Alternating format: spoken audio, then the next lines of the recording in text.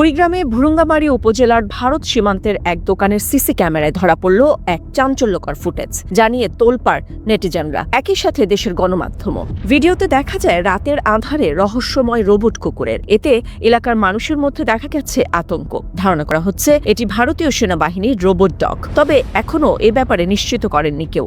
এ ধরনের আধুনিক প্রযুক্তি সামরিক নজরদারিতে ব্যবহৃত হয়। শত্রুপক্ষের অবস্থান বা অনুপ্রবেশের উপর নজর রাখতে এই রোবটগুলো ক্যামেরা ব্যবহার করে রিয়েল টাইম ফুটেজ পাঠায়। সৈনিকদের সহায়ক হিসেবে অস্ত্র বা সরঞ্জাম বহন করার কাজও হয় এই রোবট কুকুর দ্বারা। এসব কারণেই এই ভিডিও নিয়ে শঙ্কায় রয়েছে সীমান্তবাসীরা। বেশ কিছুদিন আগেই বিশ্ব আলোচনায় এসেছিল ভারতীয় সেনাবাহিনীর রোবট কুকুর। দূর থেকে দেখতে অবিকল কুকুরের মতো, একটু কাছে গেলেই মনে হয় চার পায়ের কোনো জন্তু। আসলে সে ভারতীয় সেনাবাহিনীতে সদ্য আসা রোবট কুকুর। ঘটা করে এই রোবট প্রদর্শনীও করেছিল দেশটি।